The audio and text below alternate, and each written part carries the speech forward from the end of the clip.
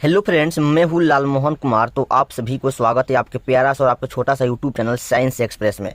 तो friends, WhatsApp group में join होने के लिए मेरा व्हाट्सअप नंबर है 6204317872 पर कांटेक्ट कर लीजिएगा। हाय हेलो भेजिएगा, मैं ग्रुप पे जोड़ देंगे। पीडीएफ नोट्स आपको वहाँ पे मिल जा रहा है। कॉल मत कीजिएगा मेरे भाई, ठीक है। चलिए, तो आपको मैं बता दूं कि क्लास ट्वेल्थ केमिस्ट्री का फर्स्ट चैप्टर सॉलिड स्टेट का हम लोग देख चुके हैं, उसका क्वेश्चन आंसर देख चुके हैं।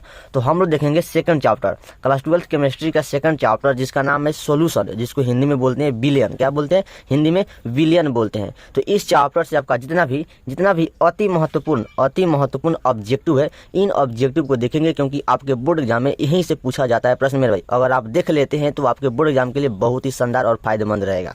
तो आई होप, हमको पूरा उम्मीद होगा कि आप लोगों को अच्छे लगेगा। तो लाइक कीजिएगा, चैनल पर नए आए होंगे अभी जस्ट नए, वह सब्सक्राइब जरूर कर लीजिएगा, ठीक। तो ज़्यादा टाइम वेस्ट ना करते हैं और क्लास को स्टार्ट करते हैं। तो ध्यान दीजिए, आपके सामने सबसे पहले पहला प्रश्न है 0.01 0.01 ग्लूकोज बिलियन की तुलना में 0.01 MgCl2 बिलियन के हिमांक में अवनमन है। बताइए मेरे दोस्त, हिमांक में अवनमन है, समान रहता है कि लगभग दुगुना रहता है कि लगभग तिगुना रहता है कि लगभग 6 गुना हो जाता है? तो मेरे दोस्त, मैं आपको बता दूं कि इसका राइट आंसर क्या होगा? लगभग तिगुना हो जाता है। क्या होता है? लगभग तिगुना हो जाता है। करेक्ट ऑप्शन यहाँ पे सी हो जाएगा, ठीक। चलिए, उसके बाद ध्यान दीजिए, आपके सामने सेकंड प्रश्न है, ध्यान दीजिएगा।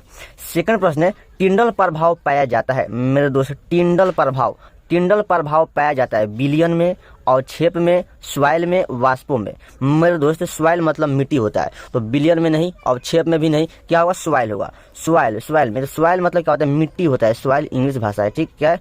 सॉइल आपका इंग्लिश भाषा है, यानी मिट्टी में आपका टिंडल प्रभाव पाया जाता है, सॉइल होगा। ऑप्शन यहाँ पे सी हो जाएगा, ठीक। चलिए, थोड़ा और उधर करते हैं एकदम मेरे। चलिए, उसके बाद 3 नंबर प्रश्न आपको समझ। 3 नंबर, परासरण दाब निम्नलिखित में से किस समीकरण द्वारा व्यक्त होते हैं?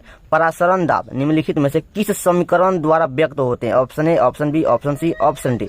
एकदम मेरे फटाफट, क्या बात है। तो मेरे दोस्त, मैं आपको बता दूं कि परासरण दाब P बराबर CRT होता है। क्या होता है? P बराबर CRT होता है। करेक्ट ऑप्शन यहाँ पे क्या हो जाएगा? ए हो जाएगा, अगर आप लोग इस चैप्टर को पढ़े होंगे तो, ठीक। क्या होगा? P बराबर CRT होता है समीकरण। इससे क्या होता है? इसका समीकरण क्या होता है? P बराबर CRT, ठीक। चलिए, ऑप्शन ए हो जाएगा। आगे देखिए, आपके सामने मेरे दोस्त, थोड़ा और ऊपर कर लेते हैं, 4 5 एक बार दोनों हम लोग देख लेंगे, ठीक। चलिए, चौथा प्रश्न आपके सामने, अर्धपारगम्य झिल्ली से परासरण क्रिया में निकल पाते हैं। बताइए मेरे दोस्त, अर्धपारगम्य झिल्ली से परासरण क्रिया में निकल पाते हैं विलेय के अणु, विलायक के अणु, जटिल आयन, सरल आयन।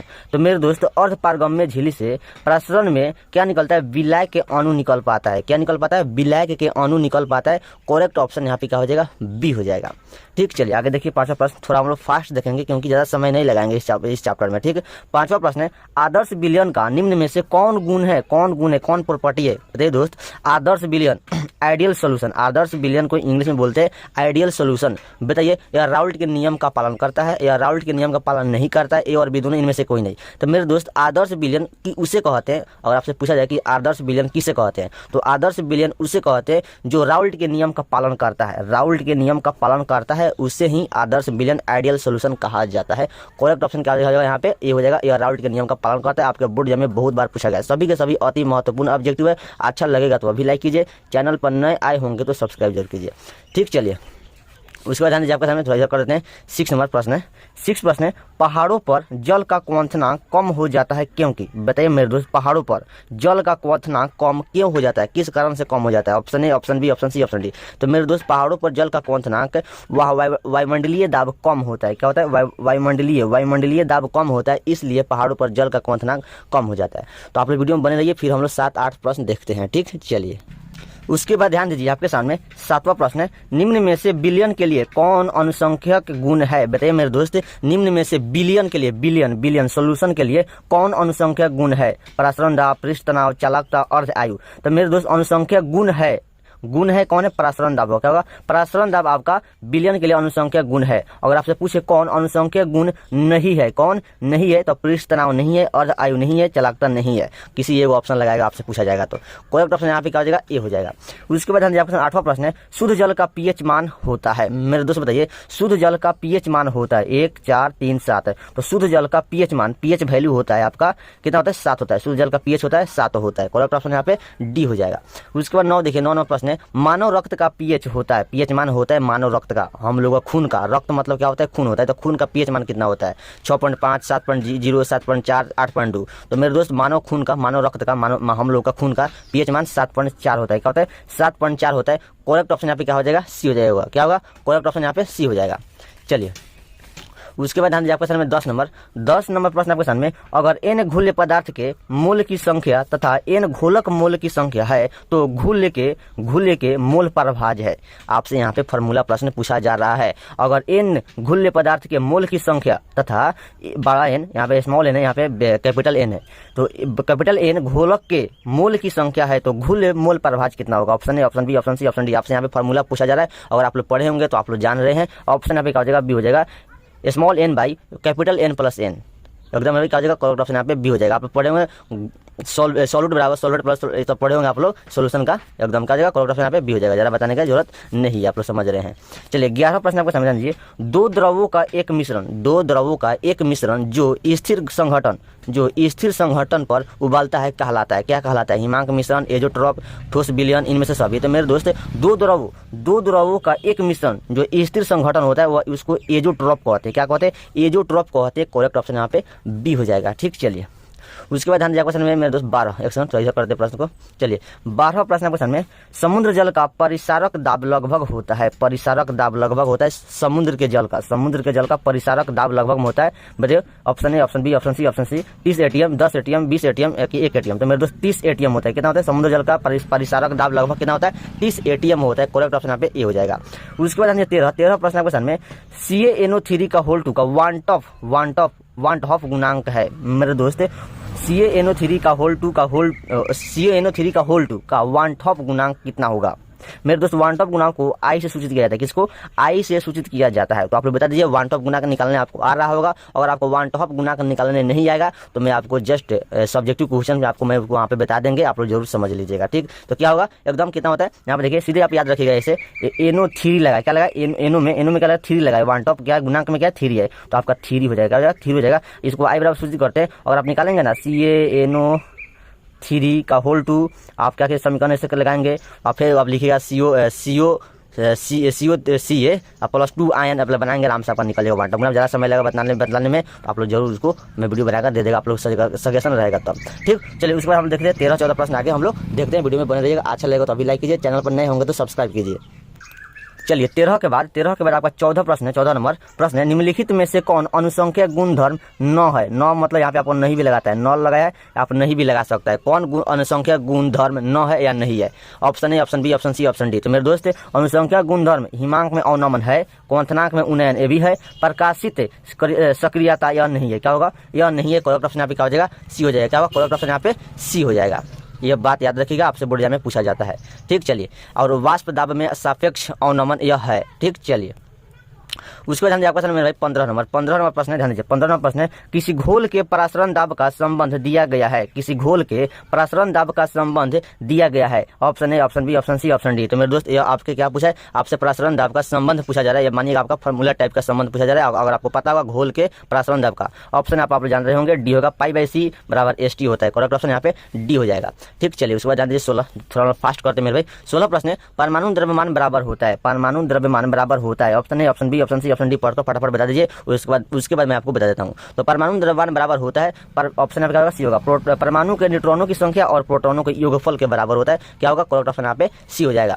चलिए उसके बाद आने जाएगा 17 नंबर प्रश्न है, निम्न में से कौन राउल्ट का नियम है। बताइए मेरे दोस्त, निम्न में से कौन राउल्ट का नियम है जो पालन करता है। राउल्ट का नियम का यह सूत्र है, फॉर्मूला है। क्या होगा, करेक्ट ऑप्शन यहाँ पे A, B, C, D देख लीजिए। ऑप्शन क्या होगा, यहाँ पे सी वाला सी होगा, P बराबर KH/X होगा। क्या होगा, करेक्ट ऑप्शन यहाँ पे सी हो जाएगा। थोड़ा फास्ट करते आगे बढ़िए। आगे देखिए आपके सामने अगर 18-19 जगह पर देखते हैं, देखेंगे। ठीक, 18 प्रश्न क्वेश्चन में, निम्न में से कौन ताप द्वारा प्रभावित नहीं होता है। ताप द्वारा प्रभावित नहीं होता है, बहुत ही शानदार। आपके बोर्ड एग्जाम में 2021 में, 2018 में, 2017 में, 2016 में सभी का सभी पूछा गया मेरे दोस्त। बहुत ही शानदार प्रश्न है। तो मेरे दोस्त देखिए याद रखिएगा, मोलालता है ना, मोलालता आपका ताप द्वारा, ताप मतलब टेम्परेचर, क्या होगा, टेम्परेचर द्वारा प्रभावित नहीं होता है। कौन, मोलालता। याद रखिएगा, मोलालता नहीं, मोलालता। करेक्ट ऑप्शन यहाँ पे डी होगा। देखिए 19 प्रश्न आपके सामने, HCl और H2O के स्थिर क्वाथी मिश्रण में होगा। बहुत ही शानदार प्रश्न है। HCl और H2O के स्थिर क्वाथी मिश्रण होगा। Option A, option B, option C, option D. तो मेरे दोस्त आपको पता होगा कितना होता है स्थिर क्वाथी HCl और H2O के स्थिर क्वाथी कितना होता है 20.2% HCl होता है। करेक्ट ऑप्शन सही ऑप्शन डी हो जाएगा। चलिए उसके बाद आपके क्वेश्चन में 20 नंबर 20 प्रश्न है, परासरणी दाब बढ़ता है कब बढ़ता है? परासरणी दाब कब बढ़ता है? जब तापक्रम बढ़ता है। जब टेम्परेचर बढ़ेगा तो परासरणी दाब ऑटोमेटिक बढ़ जाएगा। करेक्ट ऑप्शन यहाँ पे ये हो जाएगा। ये भी आपके बोर्ड एग्जाम में बहुत बार पूछा गया है। चलिए उसके बाद हम लोग 21-22 देखते हैं। ठीक, चलिए उसके बाद लीजिएगा। उसके बाद 21 नंबर प्रश्न 21 नंबर, किसी बिलियन में विलेय का मोल प्रभाज व्यक्त किया जाता है। किसी बिलियन में, किसी सोल्यूशन में विलेय का मोल प्रभाज व्यक्त किया जाता है। Option A, option B, option C, option D. अभी आपको मैं जस्ट बताया था उधर फॉर्मूला है। ठीक है, मोल प्रभाज का फॉर्मूला है, क्या होगा? सोल्यूट बराबर n बाई, मतलब आपका small n by small n plus capital N होगा। करेक्ट ऑप्शन यहाँ पे क्या हो जाएगा? ए वाला सी हो जाएगा मेरे दोस्त। ये आपका मोल प्रभाज का फॉर्मूला यहाँ से पूछा जा रहा है। फॉर्मूला सभी के सभी याद कर लीजिएगा। अगर आप लोग सजेशन करेंगे तो इस चैप्टर से जितना फॉर्मूला है सब मैं आपको बता देंगे एक बहुत ज़्यादा वीडियो, दूसरे वीडियो में समझ लीजिए, दूसरे वीडियो में। ठीक, चलिए 22 देखिए। 22 नंबर प्रश्न क्वेश्चन 22 नंबर, अपेक्षिक वाष्प दाब का अवनमन होता है। अपेक्षिक वाष्प दाब का अवनमन कितना होता है? Option A, option B, option C, option D. मेरे दोस्त थोड़ा फास्ट करते हैं, ज़रा टाइम वेस्ट हो जाएगा, बहुत समय लग जाएगा। तो देखते हैं, बता दीजिए इसका आंसर क्या होगा? एकदम क्या होगा? ऑप्शन बी हो जाएगा। बहुत लोग जान रहे हैं ऑप्शन बी हो जाएगा। P0 माइनस PS बटा P0 क्या हो जाएगा? ऑप्शन यहाँ पे PO minus PS by PO। ठीक, चलिए उसके बाद आपके सामने 23 नंबर प्रश्न आपके सामने 23 नंबर प्रश्न है, प्रोटीन तथा पॉलीमर का आणविक द्रव्यमान ज्ञात करने के उपयुक्त विधि है उसको क्या कहते हैं? प्रोटीन तथा पॉलीमर का आणविक द्रव्यमान ज्ञात करने के लिए जो उपयुक्त विधि है उसको क्या कहते हैं? तो मेरे दोस्त उसको परासरणी दाब कहते हैं। क्या कहते हैं? परासरणी दाब कहते हैं। करेक्ट ऑप्शन यहाँ पे ये हो जाएगा। ठीक, चलिए 24 प्रश्न है, H3PO3 एक है आपका क्या है? H3PO3 है एक, क्या है बता दो? एक भास्मिक, द्विभास्मिक, त्रिभास्मिक, इनमें से कोई नहीं। तो मेरे दोस्त H3PO3 क्या होगा? त्रिभास्मिक मतलब 3 होता है, 3 को भस्म है इसमें। मेरे दोस्त क्या होगा? करेक्ट ऑप्शन यहाँ पे सी हो जाएगा। क्या होगा? सी हो जाएगा। थोड़ा फास्ट करते हैं। चलिए आगे देखिए, लास्ट प्रश्न आपको सामने 25 नंबर, निम्न में कौन एंटी फ्रीज का काम करता है? एंटी फ्रीज का काम करता है। ईथर, एसीटोना, इथिलीन ग्लाइकॉल, इनमें से सभी। तो मेरे दोस्त एंटी फ्रीज का काम कौन करता है? तो आपका इथिलीन ग्लाइकॉल काम करता है। ग्लाइकॉल ऑप्शन यहाँ पे कहा जाएगा जो एंटी फ्रीज का काम करता है। मेरे दोस्त आप जानवे कहते हैं रेडिएटर में इथी का गाड़ी का या ट्रैक्टर का या पिकअप का जो ना पानी डाला जाता है रेडिएटर में, उसी को एंटी फ्रीज कहा जाता है। तो इसमें क्या होता है, कौन क्या काम करता है? तो इथिलीन ग्लाइकॉल होता है। एंटी फ्रीज का काम कौन करता है? इथिलीन ग्लाइकॉल आपका काम करता है। तो आई होप दोस्तों आपको वीडियो अच्छा लगा होगा। तो क्या कीजिए, आप वीडियो को लाइक कीजिए, और चैनल पर नए होंगे तो चैनल को सब्सक्राइब कीजिए, अपने दोस्तों को पास शेयर कीजिए क्योंकि उनको भी हेल्प मिल सके। और इस चैप्टर से PDF नोट्स लेने के लिए मेरा व्हाट्सअप नंबर पर कॉन्टैक्ट कर लीजिएगा, 6204317872 पर कॉन्टैक्ट कर लीजिएगा। वहाँ पे आपको PDF नोट्स मिल जाएगा। फ़ोन करने का कोशिश मत कीजिएगा, फ़ोन कीजिएगा लेकिन समय निकाल कर कीजिएगा जिसमें हम फ्री रहेंगे, कॉल को उठा सकते, बात हो सकता है। लेकिन व्हाट्सअप पर हाय हेलो अपना नाम भेजिएगा, मैं ग्रुप पर जोड़ देंगे, वहाँ पे PDF नोट्स मिल जाएगा। और आप लोग कमेंट आता है सर आपका नाम क्या है? मैं आपको फिर बताता हूँ। मेरा नाम लाल मोहन कुमार है। ठीक, लाल मोहन कुमार। ठीक है, बाय बाय, टाटा, मस्त बेहतर मेरे दोस्त, अच्छे से पढ़ाई कीजिए। और आपके बोर्ड एग्जाम में मेरे दोस्त, बोर्ड एग्जाम में केमिस्ट्री में 90 प्लस लाना है मेरे दोस्त। 95 टारगेट लेकर पढ़ाई कीजिएगा। 95, 100 में 100 नहीं, एक तो किसी से गलती होता है। तो 95 प्लस टारगेट रखिएगा, 90 प्लस टारगेट रहकर पढ़ाई कीजिएगा। आपका 100% नंबर में गेन होगा, आपका नंबर आएगा ही आएगा मेरे भाई। All the best, thank you, मस्त बेहतर पढ़ते रहिए।